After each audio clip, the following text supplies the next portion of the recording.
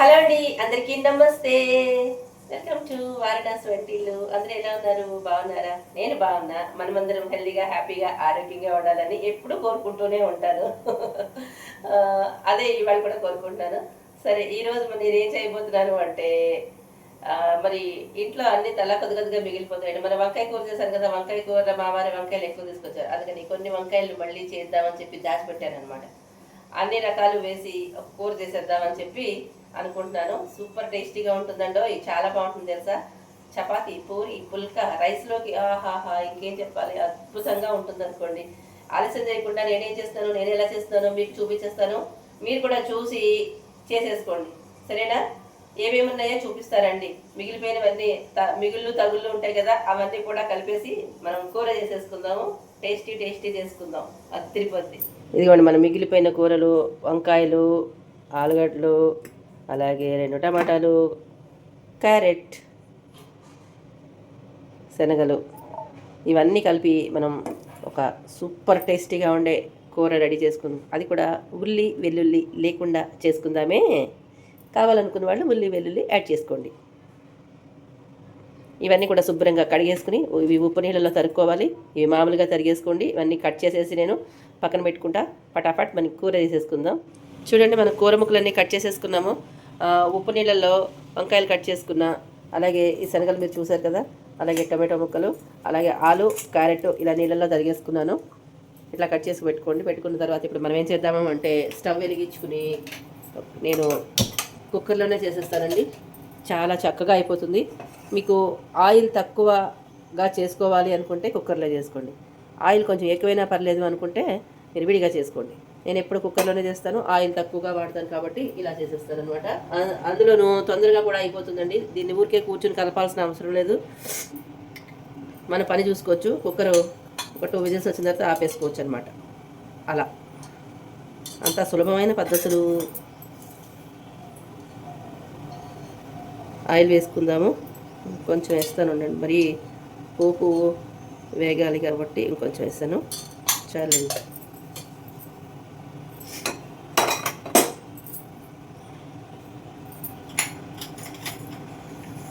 పోపు వేసుకుందాం.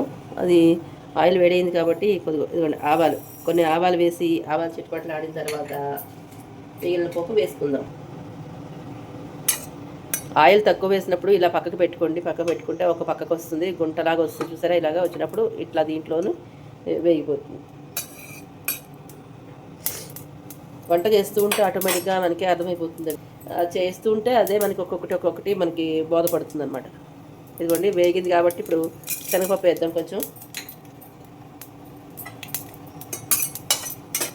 కొంచెం ఇది వేగనిద్దాం. అలాగే మినపప్పు కూడా వేసేద్దాం. ఒక 2 ఎండుమిరపకాయలు,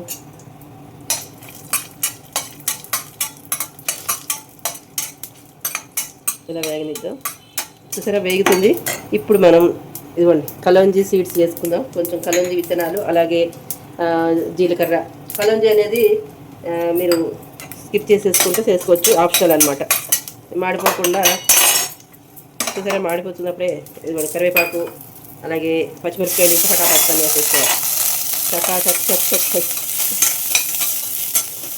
మాడిపోకుండా చూసుకోండి. స్టీల్ ప్యాన్లో మాడిపోతూ ఉంటుంది. నేను వీడియో చేయడం వల్ల ఇది మాడిపోతుంది. కొంచెం లైట్గా మాడిందిలేండి, పప్పు అక్కడక్కడ మాడింది.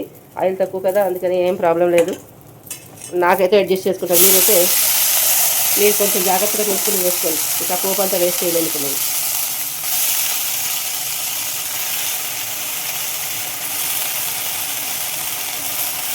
వంకాయ ముక్కలు, అలాగే ఇవన్నీ మనం వేసేసుకుందాం. ఒకదాని తర్వాత ఒకటి మనం తరిగి పెట్టుకున్నవన్నీ వేసేసుకుందాం.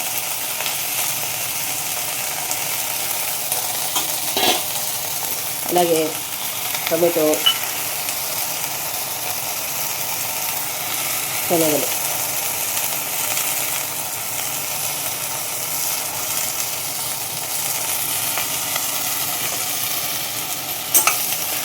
ఇలా జాయిగా కలిపేసుకోండి చక్కగా. ఇంతే పోపు వేయించుకుంటే కూర అయిపోతుందండి. పోపులోనే ఉంది అంతా, అసలు కిటికంతా పోపు చక్కగా వేయించుకోవాలి. మళ్ళీ చెప్తున్నాను, పోపు మాడిపోయింది అనకండి. అవును, కొద్దిగా మాడింది, లైట్గా మాడింది. ఆ పోపు నేను వేస్ట్ చేసుకోదలుచుకోవట్లేదు, ఎందుకంటే నేను కొంచెం ఆయిల్ వేసి చేసుకుంటాను కాబట్టి, అందులోనూ స్టీల్ ప్యాన్లో చేస్తాను కాబట్టి కొంచెం అయ్యింది. నేను వీడియో మాట్లాడుతాను కాబట్టి, లేదంటే నేను వీడియో లేకుండా మామూలుగా చేసేమాటైతే అట్లా ఏం కాదు, బాగానే వస్తుంది. అందుకే మీకు నేను పదే పదే చెప్తున్నాను, జాగ్రత్తగా చూసుకుని చేసుకోండి, సరేనా. ఇప్పుడు దీంట్లో వేయాల్సినవి ఏమిటి, యాజ్ యూజువల్గా పసుపు, ఉప్పు వేసుకుంటాం దీంట్లో కాబట్టి అది కూడా వడ్డిద్దాం. పసుపు, అట్లే ఉప్పు, పచ్చిమిరపకాయలు మీకు కారం తగినట్టుగా చూసుకుని వేసుకోండి. వంకాయ వేసిన తర్వాత వెంటనే ఉప్పు వేసుకోవాలండి. ఉప్పు వేసుకోకపోతే వంకాయలు కండ్రెక్కిపోతాయి అన్నమాట. ఉప్పు తర్వాత చూసుకుని వేసుకోవచ్చు కావాలంటే, ముందే ఎక్కువ వేసుకోకండి. ఇవన్నీ రోజు చెప్పేదే, ప్రతిదీ చెప్తూనే ఉన్నా, జాగ్రత్తగా చూసుకొని చేసుకోండి.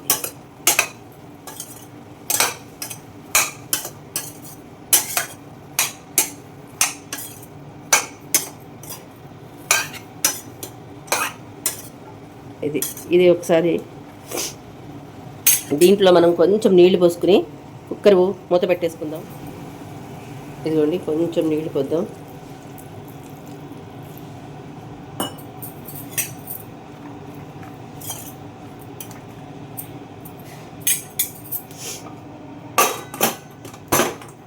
మూత పెట్టుకుని మీడియంలో పెట్టుకోండి. మీడియం ఫ్లేమ్లో పెట్టేసుకున్నాక ఒక 2 విజిల్స్ వచ్చిన తర్వాత ఆపేస్తే ఉడికిపోతుంది.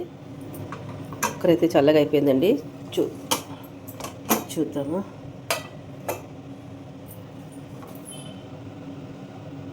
నీరు ఉంది కదా కొంచెం, మళ్ళీ కొద్దిగా ఒకసారి స్టవ్ మీద పెడదాం. చూడండి, నీకు అనుమానం ఏం లేదు, మంచిగా ఉడికిపోయింది. చూసారా, ఒక్కసారి స్టవ్ మీద పెడదాం.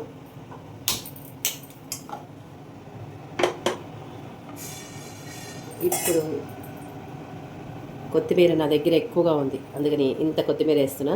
మీ దగ్గర ఉంటే వేసుకోండి, లేకపోతే స్కిప్ చేసేసేయండి. ఒక్కసారి కలిపేసుకుందాము.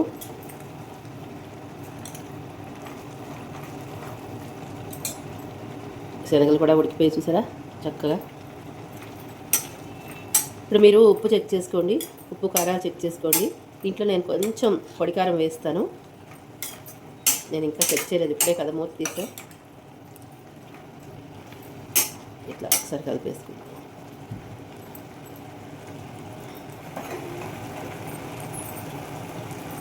ఇదిగోండి, కొంచెం పొడి కారం వేసుకుంటున్నా అంతే. మీకు కారం తగ్గినట్టుగా చూసుకుని వేసుకోండి, ఎంత కారం తింటారో అంత చూసుకుని వేసుకోండి.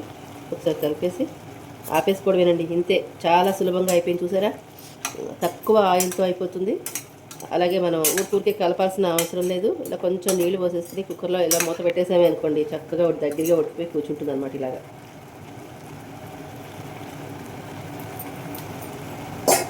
ఇంతే, కూర రెడీ అయిపోయింది చూసారా. నచ్చిందా? నచ్చితే లైక్, షేర్, సబ్స్క్రైబ్ చేసేయండి. అలాగే హైప్ కూడా ఇవ్వండి. మరొక మంచి వీడియోతోటి మళ్ళీ మేము ముందుకు వచ్చేస్తాను. ఉంటాను, బాయ్.